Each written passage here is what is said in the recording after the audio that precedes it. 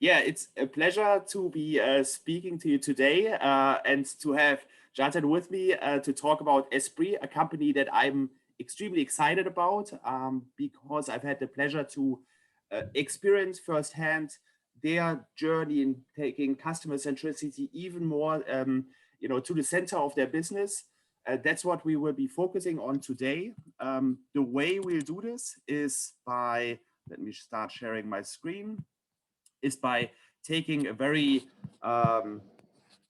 easygoing, I would say, approach, or that's at least our goal. Let's see if we achieve fireside chat.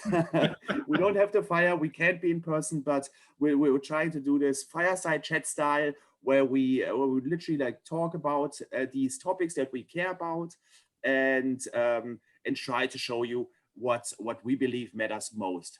My name again is Robert Riepolz, Managing Director at optilyz. You alongside our presentation, maybe you'll find out a bit about what we do, but that shouldn't be the focus of this session.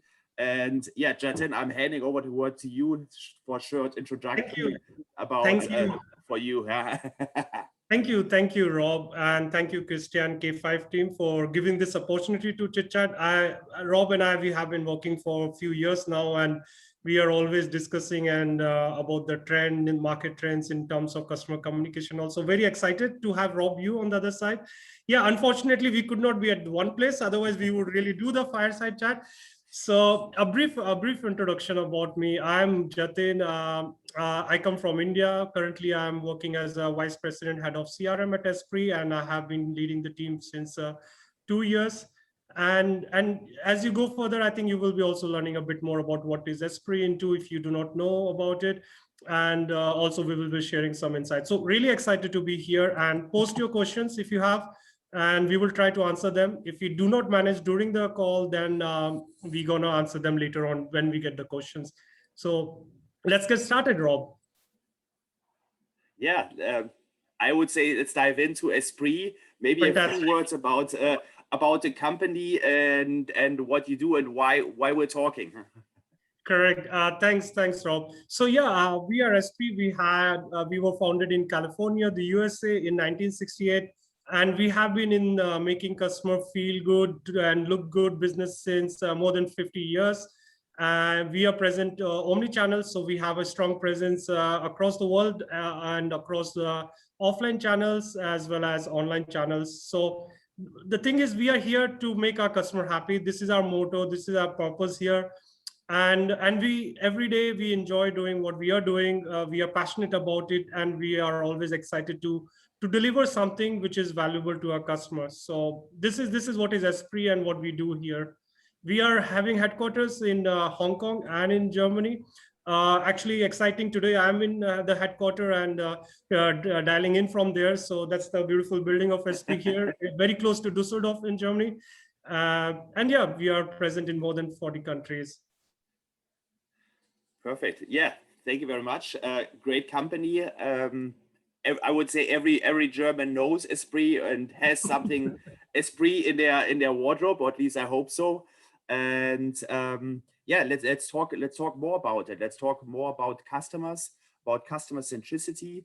Diving into this topic, I always think about it from different angles, and this is something that we came up with, and I'm going to be interested in hearing what you think about this, what I call the magic triangle, where I think, so if I look at what's happening right now in terms of how customers or how companies are moving towards customer centricity, I personally believe there's an overload of focus on the software side of things, which is the world that I come from, where I see that tools are being introduced, but then there's all these struggles in terms of using them, putting them in place, and really putting the customer at focus. I think because there is a lack of attention to two other areas. First of all, strategy and culture. The question what does that mean in terms of the overall mindset within the company, in terms of thinking about the customer and really committing to the customer at the center of everything it does. And that's of course not just CRM, lots of areas, but CRM is an absolute core function. And then it's organizational processes. I think whatever you do in terms of software and and using your data, you're not going to get very far if you have silos. And that's something that I still believe is very relevant in lots of organizations where you have different departments. In our case, for example, there's the direct mail print department that is detached from the email department, for example, and that just creates friction, that creates challenges, and makes the move towards customer centricity difficult. But I believe you have a slightly different take on this pyramid that we over the last years kind of came up with. Yes. Rob, actually, our framework is also quite overlapping with yours, but we put into different triangles. So what we put on the top is what you call it culture, we call it employee experience. Mm-hmm. So we start with the employee experience, and the left-hand side of the triangle, we put customer experience, which I think everything important for all of us who's into the business. And on the right side, we put something called data experience, because CRM, the backbone of CRM is based on data. So we have to value what we have in terms of data for us. So in terms of employee experience, I think, Rob, you and I, we both agree to that. As a leader, the biggest asset we guys have is our team. Yeah. And if you don't have a great team in the back, I think whatever we do, we will not be successful. So the great team is definitely important to have as a leader. And I always believe, and Rob as well, that it's the biggest asset we have. We also believe in diversity. So imagine Rob is coming from Germany, I'm coming from India, and we are talking in a third language, which is not native language for both of us. So this is something we really appreciate. We have an international team here, and also the team is quite diverse, and we value that because it brings different opinions, and also it makes fun to work with. One thing also in employee experience, we strongly believe is giving empowerment. So I think Steve Jobs once said that we hire smart people so that they tell us what to do. And exactly something like that we follow, because we hire smart and motivated people who are passionate about the job they are coming for, and they tell us what to do. And in the end, this is creating a kind of empowerment to everyone, because they are sometimes closer to the customer than me, or in case Rob as well. One thing which we all have to currently think about in terms of employee experience is the COVID impact. So we see suddenly the team who are always in office suddenly have to work from home. Yeah. So we have to empathize towards that. But I think that the situation is getting better, at least where I'm calling in from in Germany. And I am very optimistic towards this. Then the second pillar, which I mentioned briefly, was the customer experience. And customer experience, there is only one purpose, or let's say one goal we are trying to do. We want our customers to be happy when they are interacting with us, and we want them to be happy with the product they are using. So the product should be as good as possible so that they are enjoying. So as I said, the motto about feel good and look good. So this is something we always trying. And one thing in customer experience we always have to think about is it's not about one sales channel. So it's not about direct mailing. It's not about just email marketing. It's about holistic journey or the experience you are giving to the customer. I, as a customer, will interact with a brand in their offline store, but tomorrow I want to interact on a digital store. This should be connected, and this is what we are talking about since many years, and it's taking place even stronger now. Something forced by COVID and the technology improvements happen in the market.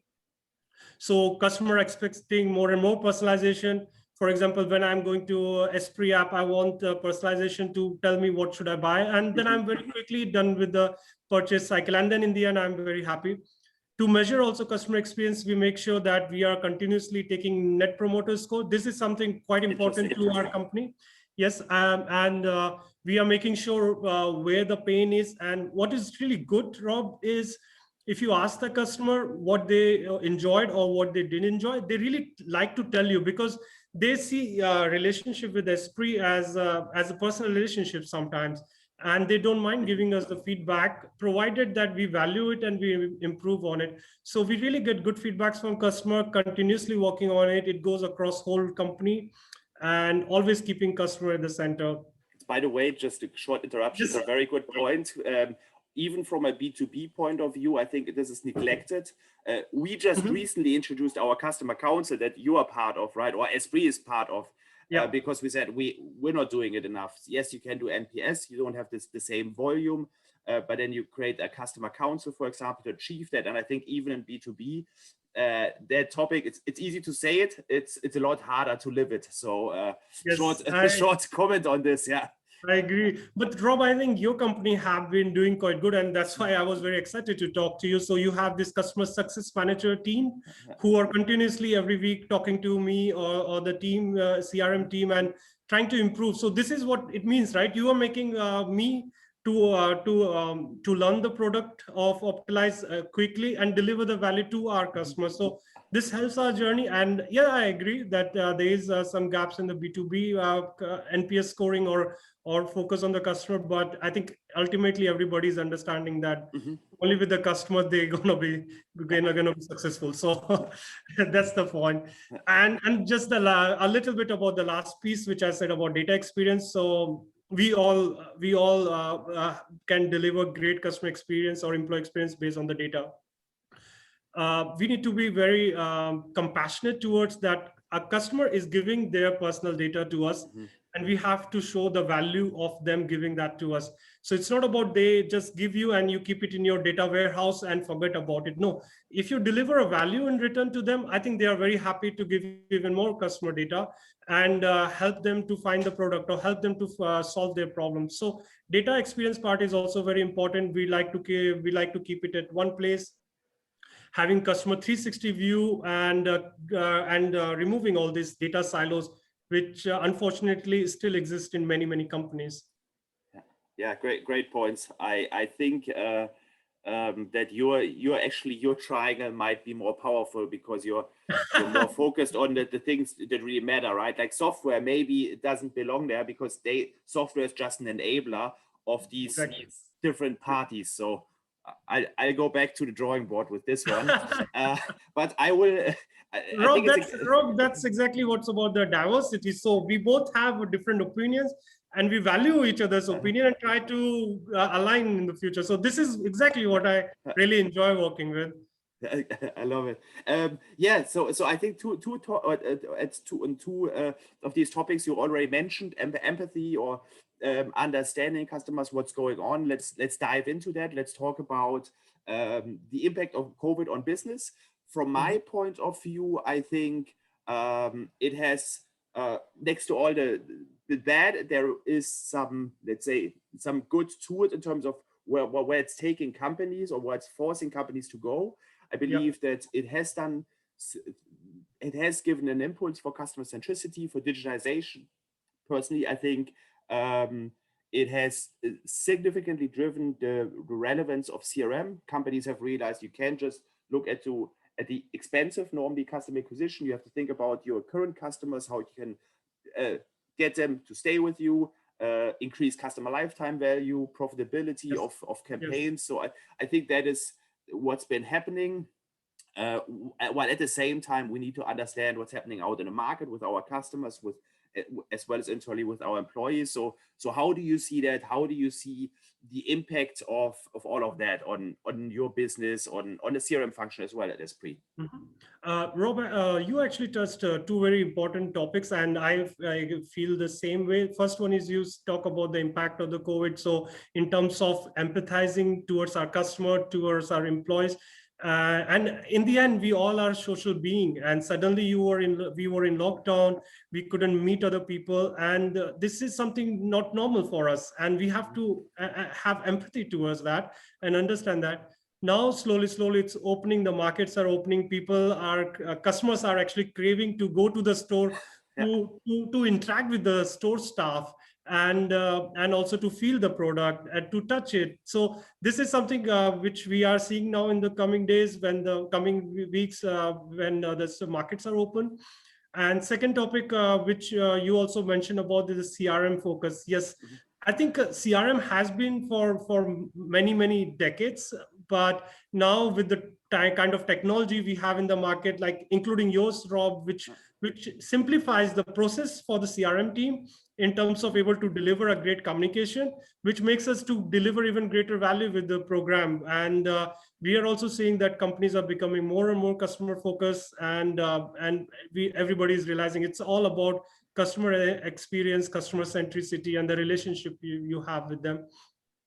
One another trend, Rob, we are also seeing, at least in the Esprit as a product company, cloth company, is that many customers are moving towards sustainability. They are looking for organic cotton. They are looking for recycled material in the outwear jackets. So this is something, a trend picking up. I'm also seeing across my friends in Germany, they are becoming more vegan. They stopped Yeah. eating meat, and I see this going forward will be even increasing further. And customers are seeing it. If the companies are doing it just for the marketing, or they are really doing it the right way, and they are understanding what should they go for in terms of sustainability. But Rob, I think in terms of sustainability, you are also doing some Yeah. great stuff. Yeah. Do you mind sharing it? Yeah, absolutely. So I agree with you regarding like overall sustainability. We're never sure if it's whether, because we're in Berlin, we're in Berlin Mitte with the headquarters. So you never know if what's going on there is actually what's going on everywhere else. Berlin, everybody's vegan, everybody's thinks Yes. about sustainability a lot. So, but yeah, I agree. I think it's an overall trend. So for us with our channel, because it's a physical channel, it's direct mail. We talk about more about it, but we send out or enable companies to send out letters, postcards, etc., in a more customer-centric manner. So I think there's two drivers. The one is that's in the nature of what we do. If you're more customer-centric, there is less waste, right? You only talk to the people, or you aim to only talk to the people that really wants to receive this physical touch point.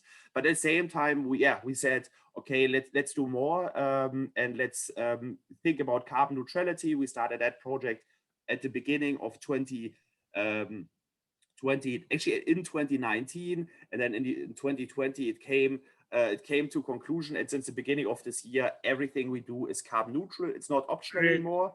In Great. our industry, it's always been optional, and it's been something you do here and there. And we just said, hey, let's make everything carbon neutral. If you look at it, it's a step that is unusual, but really once you've taken it, it's really not that much of a challenge from lots of regards. So we compensate emissions, and I think this is sometimes you just have to get over yourself, and all of a sudden there is the feedback was amazing. That's Yes. what we really Yes. loved. So that's great. Yeah, the day you told me on phone that you are carbon neutral, I was like, "Are you serious? How can you be carbon neutral?" And then I'm really happy to work with you, because you also care about the Mother Earth and about the sustainability. So our ideologies also matches as a company, and then we are basically doing something good, and for the end customer, as well as Yeah, for yeah, the planet. yeah. I agree. Yeah, it's very very happy about that. Yeah. Um, Great. let's now go a step further and talk about the journey. How do we get to customer centricity? Well, the journey overall, in terms of getting to customer centricity, which I think every company is on that journey. Some are more advanced, some are less advanced, and some, I think personally, I believe Esprit has been on that journey for a longer time than many, because you've always at Esprit, you have a strong loyalty program that has always Yeah. been, at least from my point of view, been at the center of attention, and that has had a lot of relevance. So I think Esprit is really coming from a strong point. But where do you believe you stand? What are the upcoming milestones? How do you prioritize? That's something that I always liked. Whenever we talk, you usually tell me about the top strategic items on the CRM agenda, or in so that's something I think that is very important, because what I very often see is that you can be very overloaded, very overwhelmed, and an organization can then end up, wanting to do the right thing and getting stuck in progress. All right, Rob. First, asking the last question regarding priority. I think this is something which we are able to do very well, is because of the team we have in the back. So, team is directly understanding what is the impact they are delivering for customer, and then they are coming up with the opinions. Okay, this is how the priority should be, and then all the leaders across Esprit then align on that, and then we just go ahead with the projects. So, and also you touched something about our loyalty program. Yes, we are very proud of that. As an Esprit, our loyalty program is 19 years old, more than 19 years old, and interesting thing is there are a lot of customers who are with us since the program start. So there are customers who are buying with us for 19 years, and we really value them. We are really thankful towards them. Because of them, we are able to deliver this great service. Customer centricity, or the roadmap, it really depends on company to company, people to people. And what I can tell here, Rob, is how we do it. So before defining any product or project or deliverables, what we start with a canvas, blank canvas. We take the customer journey mapping there. We go to the store, we stand there, we look into how customers are interacting, and we go to a digital channel, we see how customers are interacting, and we draw all the customer journey mapping. And then there already we see what are the pain points, what is not working as the customer would expect, or want to have. So then we look into these main pain points, and then the team and the team, CRM team, then goes together along with other department to see, okay, how can we solve this customer problem. And this, in terms of what we will be solving in terms of customer problem, defines what's going to be our strategy and about our priority. So starting with the customer journey mapping, and then going towards the deliverables. And I think, Rob, you might be also agreeing to that, this statement of mine. A lot of company actually start with the deliverable, and then they try to map it back to the customer journey. This is something we are not doing it. We don't see that's the right way, because it has to come from the customer side and go to the deliverable side. And also customer centricity, you are also talking about a lot of omni-channel experience, a lot of holistic customer communication from a company. Then you're also talking about personalization, and these are the things which will make customer experience better and better in the future. But how are you doing, Rob? How are you doing customer centricity at your company? Well, I love the point about the customer journey mapping, because that's something very often that we see also when we go into projects, where we see that if it hasn't been done perfectly, let's say it differently, the most successful cases are the ones where the customer journey is well understood, and then you just basically take the different pieces and bring them together, and that makes it a lot easier than being too much in a mode where you try to adjust things afterwards. And for us, we try to do the same. I think, again, B2B is always behind B2C in that regard. So we have, I think, over the last years, really had to also think about how to get the departments together, how to get our product team, for example, closer to our customers. Your team has also done interviews with our product team, so that's something we constantly work on. And thinking, for example, in our case, it's a bit different, but like even stuff like our booking flow, right? For our software, how can we think about that, and how can we adjust it, and what do we get from having a customer, for example, try new features and giving us feedback. And it's very interesting very often what the feedback is.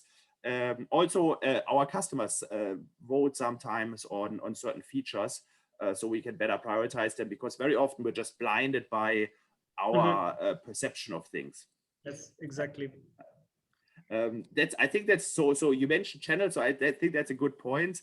Let's talk about channels in CRM. So what do you see? What are the channels that overall you are seeing in your CRM function? What I personally, of course, see, what I'm excited about, is that over the CRM channels, I see the move towards marketing automation, marketing clouds, customer data platforms are being introduced, and that enables companies to actually manage these customer journeys and link these channels to all the data. But tell me about your side of things. Yeah, Rob, fully agree with you that marketing automation is becoming more and more important. And fortunately, we have a lot of technologies now in the market. For Esprit, in terms of channels, we are across digital as well, offline channel. In digital, mainly we are on the email, social media, mobile app. And on the offline channel, we are working very closely with optilyz in the postal channel, which is also quite important channel for us, and customer perceive value when they receive postcards or self-mailer from us delivered at their post address. What we are also seeing is that there's a new technology, or let's say new the old app is taking new space in the stack. So for example, now with the WhatsApp, we are seeing that in the market people are using it for more transactional communication like shipping and return processes. And what we are also seeing is that brick and mortar stores will become more and more digital affine. So I'm expecting that in the market we will start to see more interactive screens in the store, so that customer can go there, try it out with maybe augmented reality or something, and then also get a personal recommendation when they are in the store. So this is other channels which we are also seeing picking up in the market. Interesting. Yeah, I think it's interesting to see the channel mix and how they're linked. Huh? Yes. Quick. So this is the quick introduction of optilyz. I'll keep it short. What do we do? If anybody's been wondering, and we've kind of mentioned it, basically we're a direct mail automation solution, right? So if you have letters, postcards, etc. on your CRM, which are beneficial because you don't need an opt-in, and for certain customer groups they are very powerful. We enable companies, to think about automation, going away from the mass mailings, but more as event-triggered mailings, personalization, right? Thinking about even things like hyper-personalization, product recommendations, or direct mail. And last but not least, of course, linking the channel in the omni-channel world to the digital customer journeys. So that's the things we care about. Why we have the pleasure to talk together. And that of course excite me, but let's move away from that and get to the exciting part again, and let's talk about that channel maybe a little bit more as a final step, and kind of where maybe some of your feelings about direct mail. Where is this going? What is the role of direct mail? How may it be evolving? Because I also have a lot of course, feelings about what's going to happen with this next to digital, and kind of the balance, huh? Yeah, Rob, when you ask me this question, the first call we had comes to my mind where you were saying, Jatin, you know what, you can plug the tool into your marketing automation and you can do one-to-one personalization. I'm like, okay, no, this is another marketing pitch.